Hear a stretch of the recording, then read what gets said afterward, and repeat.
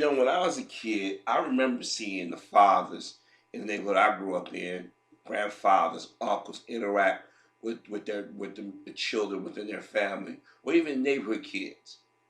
You had that guy who always working on a car and let the boys come out watch him work on a car.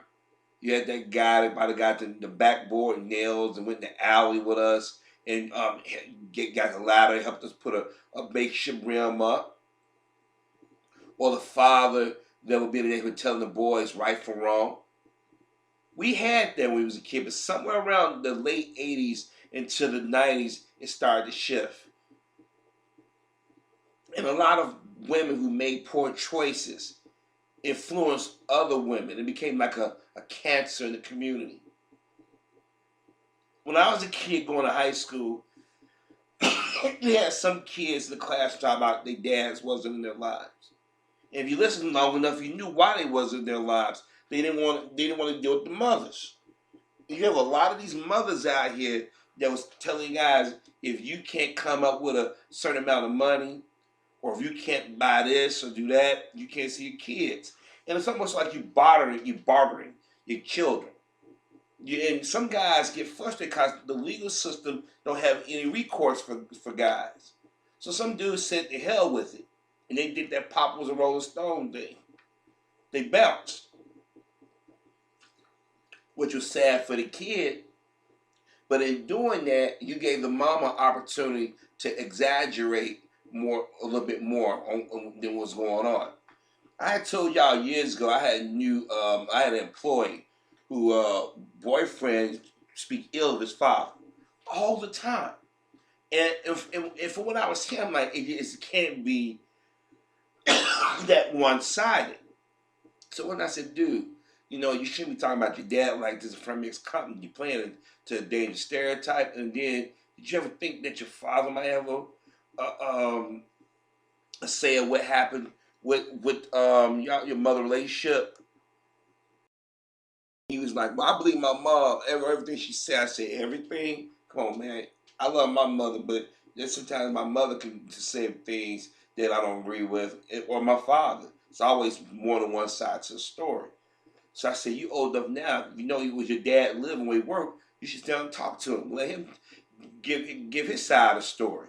If you feel he's BSing you, then you got the right as an adult to move on. Well, he sat down with his dad. Come to find out that his father was the bad guy. It was his mother the bad guy. Because she allowed other people to get in their head and she rationalized why the dude wasn't around. And it happened to so many dudes. I mean, don't get me wrong, there's some bad dudes out here that don't want to take care of responsibilities, but there are guys out here who want to. And let me tell you something, every relationship is not going to end in marriage. It's not going to be a happily ever after, but the thing is, there are a lot of men who want to be in their children's lives. And for people to get mad at R. Kelly for singing happy birthday to his eldest daughter and saying that it was shameful. And then they pulled out a clip of his ex-wife calling him a monster. He said, well, his daughter called him a monster. That don't mean he don't love his daughter. And you have to understand, a lot of times these women, they poison their children, especially their female children. But see, nobody wants a black man. I've never heard anybody advocate for white children to stay away from their dads. You know that? You never hear. I'm trying to be hard pressed to hear that white folks are trying to tell their children or kids stay away from their daddy. But in our community, it's encouraged because they know they can get the child away from their father. That influence, that balance that child needs, it dissipates. This is why so many of our people, or let me take that back, so many of a certain age group, or some within a certain part of the community are easily manipulated into things. Those of us who had our fathers in our lives, fathers are still in our lives, we have a certain mindset. That doesn't mean our childhood was necessarily perfect, but we know better. My father is still in my life to this day. Do we agree on everything? No, we're grown men. Once you reach a certain age, your life gonna start going into different directions. But nonetheless, I talk to my father and he'll let me know, Reverend Fraser, son, I don't agree with this. son, I know you're a grown man, but if I was you, I might be thinking from this direction. And then I sit back and I say, yeah, and then a lot of times I be ready in my car thinking like, Dad, right. Maybe I didn't think of it this way. And I would never ever, don't get me wrong, it's times me and my dad bump heads, but I would never get in the media and say, I don't like my dad. Or call him a monster, stuff like that. That's something that R. Kelly's wife put in his daughter's head. And black females are so willing to get out in front of everybody and do that. I'm not saying all. You think Asian girls got it good with their fathers? Hell no. Or Hispanic girls or white girls, but they not going to give y'all the satisfaction of berating their fathers in front of us. I've seen Asian dudes how they treat their daughters.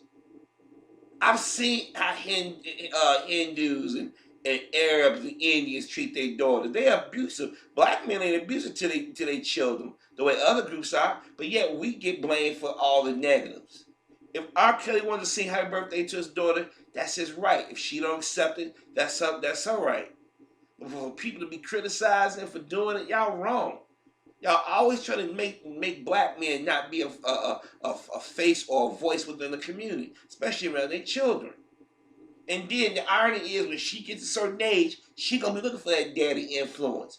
And I'm gonna tell you, if R. Kelly not in jail, if he is in jail, he gonna remember. He said, "Hey, I tried to do right by you. You let your mama put this in your head." I've seen it happen. I've seen females that I know, like, I wish I listened to my daddy. My daddy tried to warn me, and they looking at me. I'm like, I ain't got nothing to say. Because it was guys like myself was telling you back when you was in your teens and 20s that you might want to get both sides of the story.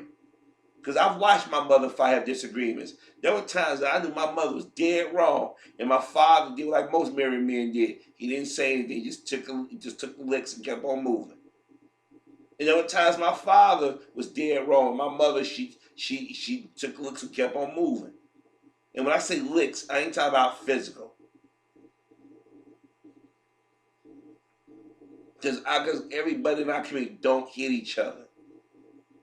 But I'm sick and tired of people putting a dollar sign on black men being fathers. And there are brothers out here who want to be fathers, but they too nervous or afraid to because they don't want to go through this drama. And I mean, it's not geared only to black women, but see, sisters seem to perfect this. I'm going to destroy you with your children. This is why so many of these boys are confused, because you done went there and talk about daddy so much, they don't want to be a male anymore. They want to embrace femininity. You got daughters out here, the same opposite. You did bad mouth men, they want to be tough and they want to isolate themselves like men. So you got some confused ass kids running around here. So for those of you telling R. Kelly he needs to leave his daughter alone, y'all need to shut the hell up. Let the man do what he's going to do with his child. If she don't accept it, that's on her.